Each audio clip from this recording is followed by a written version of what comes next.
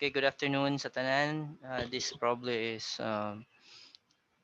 one of the last few meetings na to. No, so together as a class probably. The next meeting would be individual na for the job interview. So we have 1 week left and classes end. So good thing you survived. Yeah. So wala pa na ako na-check ta ng exam. So make sure ninyo ang goal ninyo this week na wala mo yung mga kulang. Okay, so in terms of mga assignments, mga quizzes, or mga exams. So kung dili na dawaton dito sa asa na nga section na belong, dito niyo i-submit sa kuan deficiencies section para mas dali na ako siya makita. Then permits also were provided kung asa ninyo i-upload. So i-include, always include your code kung mag-upload mo mga permits, especially pag uh, individual ninyo gi-send as an email, dili mo na, wala mo nag-send dito sa chat. So um, kumpletuhan ninyo unsay mga kulang para wala tay problema. Kaya na-submit na pod ang grades sa kuan sa Jessie. So dili na ako pwede i-post no, pero sige lang, if I will call your attention through the group chat kung unsay mga kulang ninyo, then you have to reply right away. Karon noon problema kayo ang mga estudyante last semester kay karon pa sila mag-comply sa NG nila, karon pa sila kabalo nga no grade day sila. Dapat 2 weeks after the exam, i-check ta ninyo inyong grado kung naa. Kung wala, follow up na yun sa teacher. So, katong mga nag-follow up early, na-process dahil ako ilang mga NG. Katong mga late na, karon pa, hulat sa mo, sem break. Okay. There's a time for everything. So, karon is the time na pwede pa ninyo maiwasan ang mga problema na para dili mo magka-problema for your subject. Okay, so gamay na lang atong kulang kanilang resume application, kato inyong thesis and job interview. Na lang. Probably I'm thinking of a short quiz siguro mga 20 items lang about sa technical writing. No, so which is multiple choice so sayon ra pod. So but the thing is you have to be responsible for your mga deficiencies. Okay, para wala problema. Okay, with the application letter, maklaro ba ninyo? Diya? Kita? Ako i-share. Yes, sir. Okay. Yes, sir. So, we have here Klaro, sir. a sample. So, dapat diri sa taas, this is mo na gitawag na to kuan. Yes, sir. Sa tawag ani diri nga part. Pinamdam mo? Sa tawag ani. Heading. Okay, morning heading. So, this is the name and the address of the sender. Okay? So, si Jackie Brown siya nag-send. Pero in some cases, pwede na siya tanggalon. Hindi na necessary. No, then we have the date here. So kaninga format, this is an example of a block form. So tanang start sa line nagadikit sa left margin. So block form na siya. Ang semi-block kaning date na ana siya diri dapit. Pati ang tapos ang kaning mga paragraph naka-indent siya gamay 5 spaces. Diha. So between paragraphs tama ni na space. So kung double space siya isa ka space diha. Kung naka-double space ka mag 3 spaces ka between paragraphs. Then yours truly kung semi-block na ana siya diri dapit nga side pati ang signature line diri na siya nga side. Okay, so this is a very common format ang block form. So walay libog na nanatanan diri sa left side nakabutang. Okay, so dear Mr. Timms, this is in response to your advertisement in XYZ News Times for the post of marketing executive. I would like to apply for this opening and I can join immediately after recruitment. So, ang first paragraph, in every, okay, importante diri kani ang tawag, unsa tawag ani? Kung kani heading, unsa tawag diri sa silong? Anybody? Inside address, sir. Okay, inside address is the address of the person you're sending. It is important, okay, sa in the real world ha, kung maghimo man lang mag application letter, it is important that you are spelling the name of the person correctly. So how do you know that? So before mo maghimog application letter, mag mag-communicate sa company, maski guard lang na makatubag diha, they would know, or secretary ba. Ma'am, kung I'm intending to submit an application letter for this particular position, to whom should I address my letter or my cover letter? And kung di ka sure sa spelling, pwede nimo ipa-spell out sa iya. Can you spell that one out for me, please? Tapos get the position correctly. HR manager, name of the company, and the address of the company. Ano lang? Dear Mr. Tim, careful pud mo dire. It doesn't mean nga babae, misis dahil imong ibutang. No, abalo single pa dito. No, so, kung pwede, you get to ask that question as well. Okay, so ang first paragraph composes of the source of information. Asa ka nakabalo nga na hiring? Either you read it from the newspaper, it was posted in Facebook, sa baba, it was, you heard it on the radio, or seen it in a television. Asa man mo nakuha, or have you heard from a friend or a neighbor who works in your company that you are in need of, isulti na po nimo diri ang position you are applying for and your intentions to apply for that, or your interest to apply for that position. So mo na ang first paragraph. Then space. Next paragraph is about your qualifications. So you start with your educational background. Last month, naka-record mo na? Okay. Last month, I completed bachelor's in commerce from New York University. As I graduated in March, I have an understanding of the sales and marketing, and now unsa ingani na akong skills. During my internship sa ingani mo ni akong natunan. Okay, so kani nga paragraph is more of educational background and work experience. Pag medyo taas-taas sila, you can set aside one paragraph each. One paragraph sa education, one paragraph sa quick lang na rundown sa imuhang work experience. Okay, so again, i-remind ako ha, ang inyong himuon is projected 10 years from now. So ang date nakabutang diri is 2030 or 2029. So that means unsa naman ka by that time? Diba? Graduate na ka sa imong course, na nakay duha or tulo ka company nga nasudlan, and you were able to gain experience from those companies. So ang imuhang resume nanay unod sa work experience nga legitimate. Himo-himo lang sa good murag, pero dapat realistic nya i-base sa inyong kurso. Ay mo pang-apply og kanang kuan. Kani ang applyan nimo karon diri is your dream job. Di ayong walay mga apply diri sales lady or security guard, pastilan, no? Dream job na. Pwede nimo na ibutang ang mga posisyon sa entry level job nimo dito sa imong resume. Nya mao na yung pinakauna nimong natrabaho pag graduate nimo. Tapos after 2 years or 1 year nakabalhin kag isa ka company nga either na police na ka, di na ka security guard, police na jud. Nya di na ka sales lady, kuan na ka, apil na ka sa clerk sa office. Ano mangyana ba? Tapos nag-apply na pug kag mas taas nga posisyon, naging supervisor ka or naging leader ka sa team ninyo.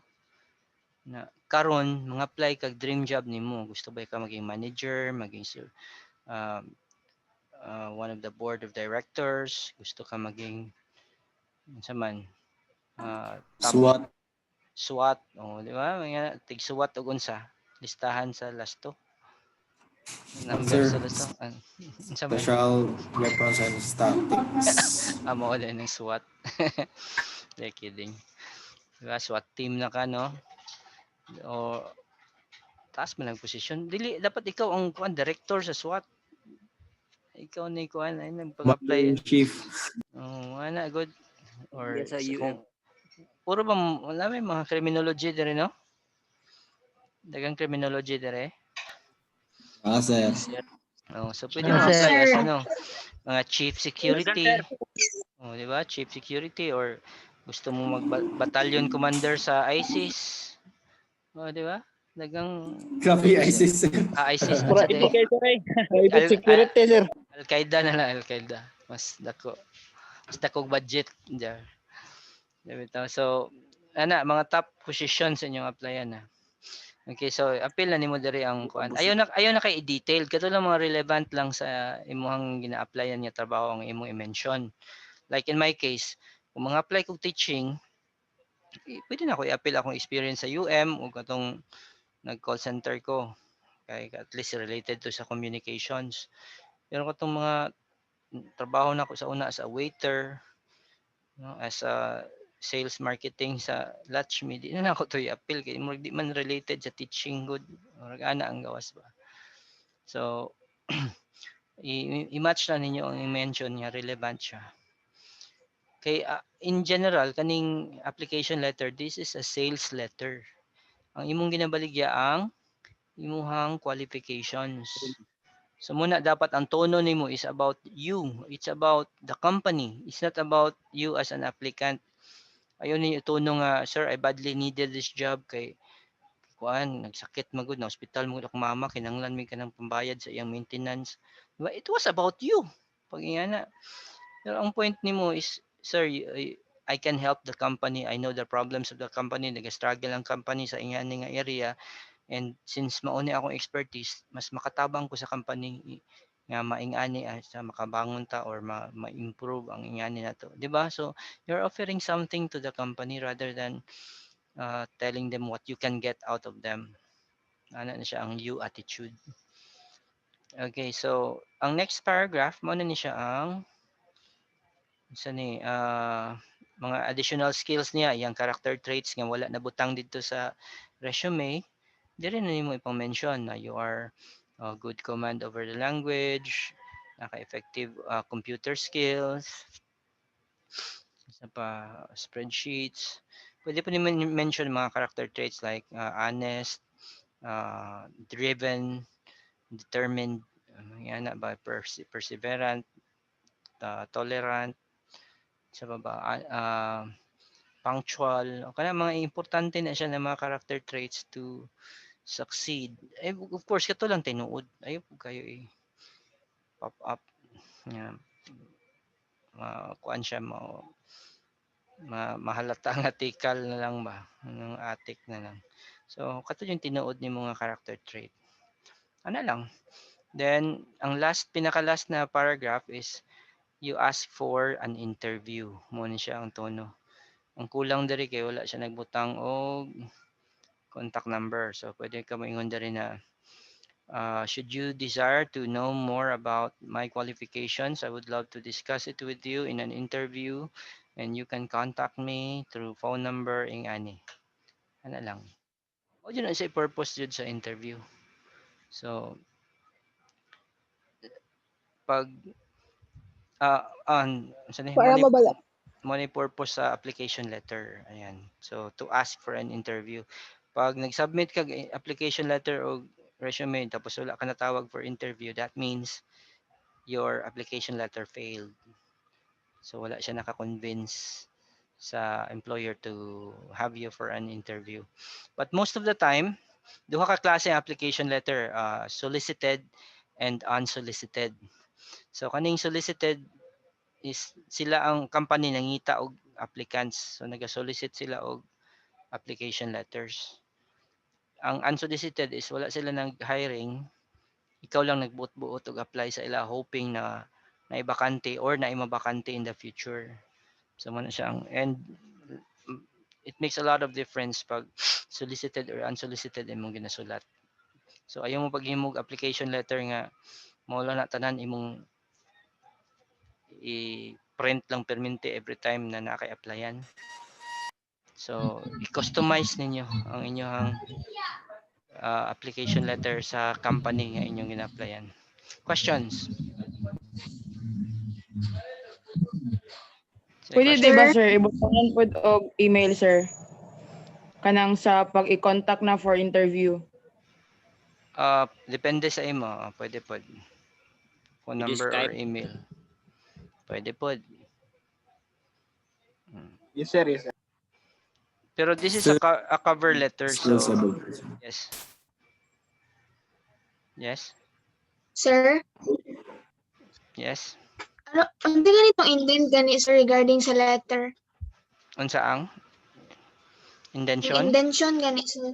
O, Opo. isibog lang nimo ni pinduta lang ang space bar o kalima bago ka mag-start sa imong Ah, first yes sir. word. Ano Unsa ang okay sir. every beginning sa paragraph. Indent isibog nimo ni isibog nimo na siya diri na ka mag-start. Instead nga diri sa Ano ito dito. yung basabot sir na spacing sir? Kani spacing kanimo ni space. Kana single space na siya. Pag 1.0 sir, then ang indent sir pila. Opo. Wala ang intention kuan jud na siya. Pindito nimo space bar. Dili spacing, space bar. Para musibog ang letter ba 1 2 3 4 5. Mo kanang diri ka mag-start og paragraph nimo. Tanaw sa screen. Ayaw pagsugod diri. Sugod ka diri sa diri nimo butang ang this. Then ang next paragraph sibog na pud nimo na diha. Tupong na sila. Diri ka magbutang og last. Kapag kuan depende sa imong himuon. Kani mali gani niyo kay wala niya gi justify. Dili tupong i-justify ninyo ang unod. Grabe. Na iPhone na may ano sir, format sir. 12 Arial or Times New Roman yan na pwede na. Okay po. Sige, tapos diri na punta sa wala na Thank you, sir. questions sa application. So sa application Okay. mag-imo-imo lang mo. Okay lang ako ang pangalan inyong ibutang diri sa kanang HR manager. Akong pangalan pero ang position o ang company pwede na himuan ninyo. Kung pulis mo pwede sa Napolcom. So unsa i-position ako sa Napolcom? Ako ang technical unsa man. Wala 10 minutes na lang lagi. Kita ni maghatag ko another link for today. I-discuss na to ang resume. Okay, so pila ra ta ka buok gamaya ra oy.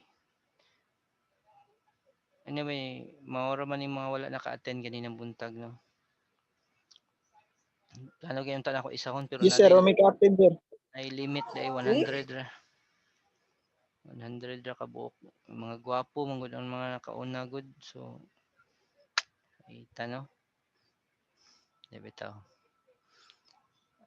Sige ha, mag-post ko bagong link. Ay, wait. Tiwason na to diri kay tiwason na to diri kay recorded ni. Kanina na ako i-send unya. Okay, next is download. Asa naman tong download diri? Resume. Resume ay diri. Uy, ay na ko Resume, sir. resume. Asa naman to? Ano ba ni? Resume. Adara. Kita ninyo? Klaro? Wala siya nagpap. Wala sir. Wala na gawas. Usap mo na ako. Stop share. Share na ako sa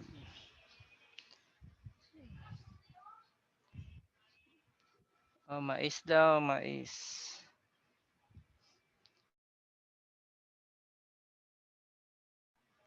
Palit mo dito. Scroll up sa babaw, sir.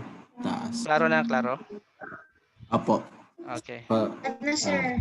Okay, so actually wala dyan tama na wala dyan fixed na format ang resume. Pwede na ang pangalan ibutang nimo ni sa tunga.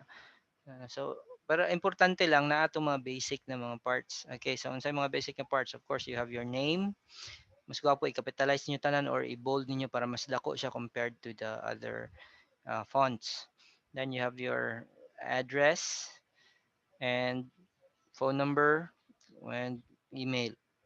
Maura na ang data nga kinahanglan sa resume. So wala na ta dapat tong mga personal data nga father's name, mother's name katong murag biodata gani. Ayon na ninyo to apila. Tong mga asa ka nag high school, di na importante. Citizenship, religion, age, height, weight, sa bang mga kuan, province. Ayun na to ipang-appeal kay dili to siya necessary. In fact, it will work against you. Pwede to siya maging element of discrimination against you. Ay, minyo naman dito dagkanag anak aning bayhana oy. Adi ko ani kanina na ako kay dalaga. O di ba ganahan ka? No? So kuan ninyo, maski ganig ka ng differently abled ka, kay kapansanan pero ang imong kapansanan dili siya makaapekto sa trabaho, pwede na nimo dili i-mention.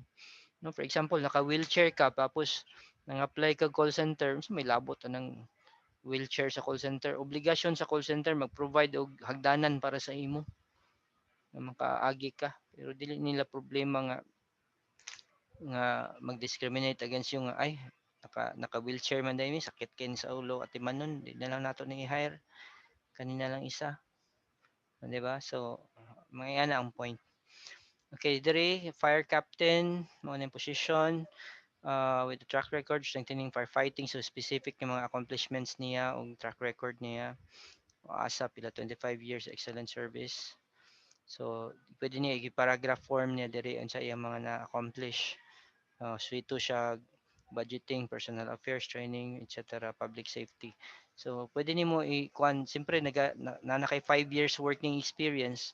So, you might as well mention unsa to mga kaya nimo himuon na related sa trabaho. Diya. So, pwede pa nimo i-specify imong mga specific skills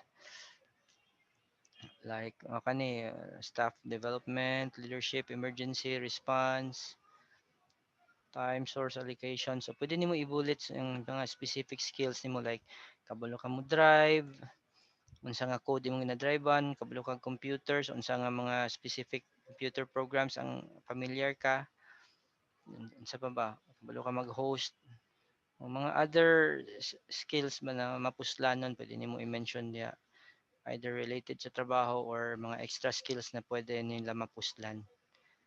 Para na pulis ka pero kabalo ka mag-host og program, naku kay na nga advantage compared sa mga tao nga walay nga ang mga skill sets. Kabalo ka magluto, di ba? Kabalo ka mo perform as a clown, o entertainment. So gamit kay na ang mga skills. Sir, Next. excuse me. Yes. Any kind of format sa resume, sir? Okay lang. Any kind of format. Dili necessary nga kani inyong sundon. Basta importante ma-appeal Okay. tong mga kaning mga gina-discuss na to. So ikaduha Okay. nga so Thank you, sir. pwede pod nimo butangan no after sa name butangan nimo objectives. Objectives would mention unsa nga position ang imuhang applyan, unsa nga department ug unsa murag imong goal nganong nang-apply ka. Mo nang tawag sa objectives. Then mention about Yes, your sir. so gi-flaunt niya diri una iyang skills, sunod iyang mga awards and recognitions, then professional experience. As the years go by, namoy mga government ng mga exams nga na-take, pwede niyo na ipamutang. Like in my case, nakatake ko non-life o life insurance nga mga exams. Gobyerno man na. So, gamit siya, na ako'y PRC, board exam, nakatake po og civil service. So, pang-appeal na ko to, nakatake po ko ka ng TESOL o kanang TOEIC ng mga exams. Pati na mga pang-testdan ninyo ng mga certification, i-appeal nyo diha. Then,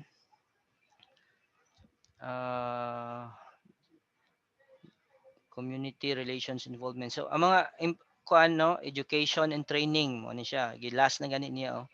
So, ayo i-mention ninyo yung pinaka-latest kung nagmasteral na mo kunuhay mo to or eskwela pa mo kung ni-graduate na mo butang ang year graduated, kung wala pa butang ang units earned. Yan siya. So then kung master sunod ang college ninyo, University of Mindanao unsa nga course, unsa nga year mo ni graduate, unsa inyong major kung naman. So mo ni mga certification, mga grado sa mga exams. Pwede po mo optional lang ni siya, affiliations and community involvement kung member mo sa mga community like namoy fraternity or member kag simbahan or member kag kanang mga civic groups like mga tree planting groups, ano ba, or political groups. Yan. Then pwede po sa pa ba? Seminars and trainings attended. So matiguman ninyo ng inyong mga certificate nga nakuha sa mga seminars even as a student. Basta valid ang seminar nga mga certificates within 5 years. So pang post na nimo diha sa imong resume. Somehow that adds to your learning and competence. Then computer skills, so mora na tani ang kulang diri ang resume, reference. Sa reference pwede ka mubutang reference colon available upon request. Pero dapat kung magsulat ka ingana, dapat na kay separate page nga resume o reference lang siya tanan. Unsay unod sa reference? Ang unod sa reference para dara mo na akong gihimo ganina. Ay nakita ninyo. Wala, we have 1 minute more. Okay, so example kani, objective educational background, work experience, achievements nimo, seminars attended, activities. So sa references, tulo ka tao. Na pangalan nila, address nila, ug importante na phone number. Ang isa sigikan sa academy, former mga professors, sa work, mga supervisor nimo or co-employees, or sa community, mga barangay captain or purok leader, or kauban sa simbahan. Mo na yung mga tao nga pwede nimo maging reference. So mananghid ka sa ilaha. Pero sa atong case, pwede butang-butang lang. Imo-imo lang ni tanan pero dapat realistic. So we have less than 1 minute and maputol ni. Questions? Sir? Wala na yung questions? Sir? Ano ba yung pangutana? Sir? Mag-stop na ta.